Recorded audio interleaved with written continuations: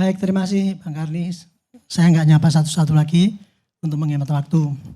Saya ingin menanggapi aja. Saya sudah mengikuti kasus ini meskipun tadi dikatakan tahunan ya, tapi baru mengikuti kasus ini mulai bulan April dulu. Di sini juga saya dipanggil Bang Karni. Dari pertama kali saya datang sini, saya sudah mempunyai pendapat dan pendapat itu tidak berbeda-beda sampai sekarang, Pak. Masih ada catatannya. Bahwa kasus ini ya sebetulnya ini sengketa antara orang yang pembenci Jokowi melawan pendukungnya Jokowi. Kira-kira itu aja. Dan kemudian entreprennya adalah tuduhan penggunaan ijazah palsu. Sementara yang satu pihak yang menuduh itu ijazah palsu itu membuktikan dengan caranya sendiri ya. Dengan penelitian dan pakai tempat dalam buku dan sebagainya, melalui medsos dan sebagainya. Sementara yang mempertahankan sana Pak Jokowi itu laporan ke jalur hukum. Kemudian saling saling berdebat untuk seperti tadi ini kan membuktikannya kan ini asli, ini palsu, ini sana bohong, ini enggak kan gitu kan. Dan kemudian sampai didamaikan pun dia tidak mau karena ini akan menutupi kebohongan. Itu yang sudah berjalan selama ini Pak Karni. Kalau concern saya itu kasihan Pak dengan rakyat yang terbelah akhirnya. Terbelah dengan dua pendapat. Karena Pak Jokowi kebetulan mantan presiden, punya pendukung banyak. Dan kemudian banyak musuhnya juga kan gitu kan. Jadi antara orang yang ini dua ini terbelah lama-lama gitu. Bahkan baru kemarin itu teman senior saya, Dek, kok saya ini selama-lama saya jadi percaya ya bahwa ijazahnya Pak Jokowi itu palsu ya. Gitu. Waras itu. Kayak gitu. Nah, kayak itu lah. Sementara ini ngomong waras, yang sini ngomong gak waras kan gitu Pak. Itu contohnya kayak gitu. Jadi intinya Pak, ini sudah keterbelahan sudah panjang sekali Pak dan tidak akan mungkin didamaikan. Tidak mungkin selesai karena diawali dengan kebencian. Itu masalahnya dengan kebencian itu. Ini benci dengan sana, sana benci dengan ini. Itulah yang saya tidak bisa terima. Karena Pak, kita ini memang diadu domba oleh kekuatan yang di belakang yang gak kelihatan itu.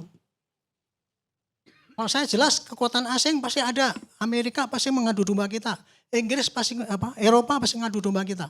Yang di dalam juga ada pihak-pihak yang tidak senang dengan pemerintah.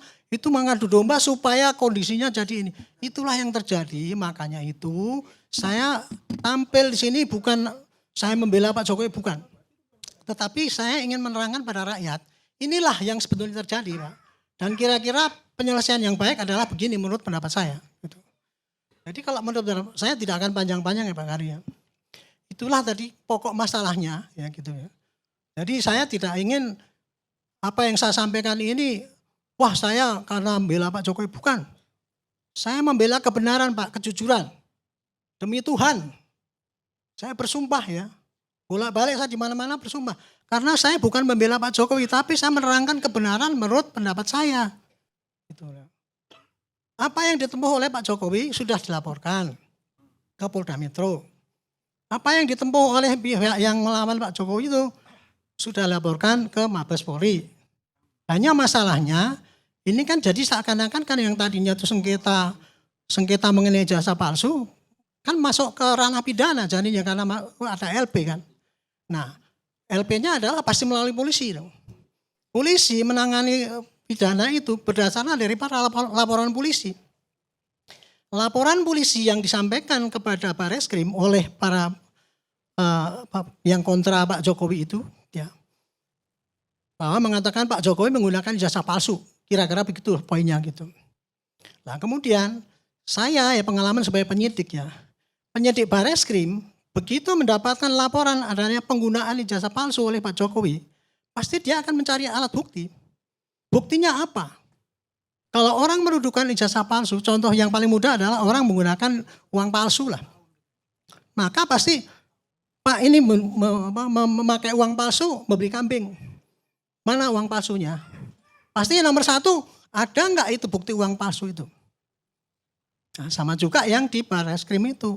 Ketika dilaporkan bahwa itu menggunakan ijazah palsu ketika pemilihan dan sebagainya, sampai laporan itu dibuat, disampaikan kepada Barreskrim, tidak ada barang yang alat bukti yang palsu itu. Makanya laporannya tidak diterima menjadi LP, masih dalam pengaduan. Masalahnya kayak gitu Pak. Jadi sampai ditunggu sampai 6 bulan laporan itu Desember ya 2024. Sampai bulan April tidak ada tambahan bukti awal. Sehingga akhirnya Bareskrim memutuskan tidak ditemukan pidana. Bahkan ya karena tidak ada ditunjukkan barang itu yang dituduh palsu itu oleh para pelapor, Bareskrim mengeceknya ke UGM. Karena secara teori kalau membuktikan ijazah palsu itu, saya sekalian membantah para ahli hukum yang mengatakan ya Pak, kalau ada ijazah palsu itu harus ijazahnya dulu dibuktikan di pengadilan. Tidak. Kalau polisi mendapatkan laporan bahwa Pak ini pakai uang palsu, dia cukup tanya kepada Bank Indonesia atau Peruri. Ini asli apa tidak? Tidak tanya hakim. Hakimnya kan nggak ngerti apa-apa. Itu loh kalau mau buktikan apa. Sama juga dengan ijazah ini. Bareskrim meskipun tidak ditunjukkan yang palsu itu, dia melacak ke UGM. UGM menyatakan dokumen ini, dokumen dari 100 atau 80 itu pesertanya itu, masing-masing itu dokumennya itu ada 20 halaman. Itu mulai dari pendaftaran sampai pinjam buku di laboratorium, KKN, foto-foto ini dan sebagainya, lengkap itulah. Disitulah kemudian Bareskrim mengambil keputusan bahwa Pak Jokowi memang lulus dari sana. Kalau dia lulus dari sana kan otomatis kan dia punya ijazah. Enggak peduli itu ijazahnya asli apa tidak, enggak peduli karena itu diakui sebagai lulusan sana. Kan gitu ya. Sekarang esensi daripada ijazah yang asli itu gitu. Apakah kalau kemudian orang itu sudah lulus, kemudian ijazahnya hilang, kemudian dia minta duplikat, apakah enggak boleh? Tapi kan intinya kan orang yang punya ijazah yang asli itu pasti dia sudah mengikuti pendidikan di pendidikan itu yang mengeluarkan. Itulah dari secara prosedural Bareskrim menyatakan bahwa itu sudah cukup. Tapi masih kurang. Karena apa? Karena yang sana kan mendesak terus. Akhirnya pakai lapor. Carilah lapor itu tadi. Sebetulnya kalau membuktikan ijazah yang analog seperti itu cukup dari UGM sudah cukup selesai. Tetapi kalau untuk membuktikan itu kemudian diperiksa lapor juga itu Pak. Ijazahnya yang Pak Jokowi itu dibandingkan dengan 3 ijazah yang masuknya sama sampai keluarnya sama. Identik hasilnya. Kalau pemeriksaan lapor itu istilahnya adalah identik. Tidak asli atau enggak. Tapi identik dengan ijazah-ijazah asli yang lain. Maka Bareskrim berkesimpulan bahwa itu tidak ada ijazah yang palsu itu tadi. Itulah makanya kemudian penyidikan yang di Bareskrim berhenti. Nah, sebaliknya yang di Polda Metro Pak Jokowi melaporkan dia dicemarkan dan sebagainya gitu ya. Tetapi para pendukungnya enggak, bukan hanya itu. Ada fitnah, ada tuduhan, ada pencemaran dan sebagainya gitu. Dan sayangnya selama itu ya mulai dari proses April sampai sekarang ini hampir tiap hari kan ada jejak-jejak digital. Itulah yang dikumpulkan oleh Polda Metro. Sehingga sampai kurang lebih April kemarin sampai kemarin itu ditetapkan sebagai tersangka. Itu saksinya 130, saksi ahlinya 20, barang buktinya 712 barang bukti. Barulah itu ditetapkan sebagai tersangka. Itu sebagai suatu prinsip kehati-hatian daripada polisi ya, dalam hal ini Polda Metro. Untuk melayani masyarakat dengan sebaik-baiknya. Gitu, kira-kira gitulah. Tapi oke lah. Nah, kemudian kalau saya pribadi ya selama dulu saya resah saya. Saya merasa wah ini gimana ya kok rakyat kok gini terus gitu. Tapi sekarang saya udah lega karena apa? Itu sudah jalan mengerucut kepada hampir selesai lah kira-kira dengan ditentukan sebagai tersangka itu. Kemudian kan ini tinggal ketika sudah ditetapkan tersangka kemarin kan dari pihak sana kan enggak, saya masih punya saksi yang meringankan.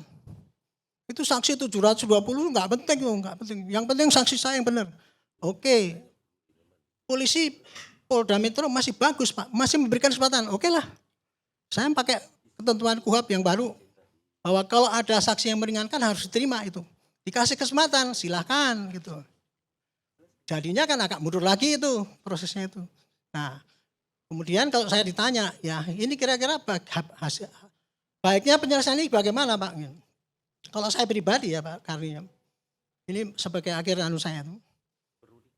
Ini karena sudah lama ini Pak, masing-masing menganggap benernya, bahkan tadi itu kan masing-masing menganggap benernya sendiri-sendiri. Tidak bisa Pak, ini kalau diselesaikan hanya dengan menurut kemauan dari pihak sini. Gitu. Harus dibuktikan secara clear, transparan di pengadilan. Karena di pengadilan itu tadi, pembuktian itu tadi secara detail Pak. Secara detail artinya apa? Alat buktinya diambil itu cek dulu sah apa tidak. Kemudian alat buktinya itu masuk akal apa tidak, berkesesuaian apa enggak dengan yang lain. Itulah nanti terlihat sekali, detail sekali Pak, bahwa oh ya memang kayak gini. Nah kemudian kalau itu sudah sampai di pengadilan, maka akan kelihatan mana yang baik, mana yang benar, mana yang salah. Jadi di situ akan publik akan melihat Pak. Adapun nanti penyelesaiannya pakai RJ, saya tidak mau menolak, boleh saja. Jadi kalau saran saya, oke lah ini baik-baik memang pakai RJ Pak, supaya rakyat kita tidak terbelah ya. Tetapi pelaksanaannya setelah diuji di pengadilan. Jadi orang biar tahu mana yang betulnya benar dan mana yang benar tapi yang ngaku benar atau gimana gitu. Jadi kira-kira itu Bang Kani. Kalau saran saya teruskan sampai pengadilan supaya diuji sampai hakim sampai terakhir tuh.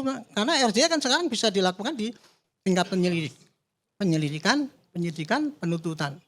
Apalagi di pengadilan gitu. Saya kira itu Bang Kani. Terima kasih. Baik.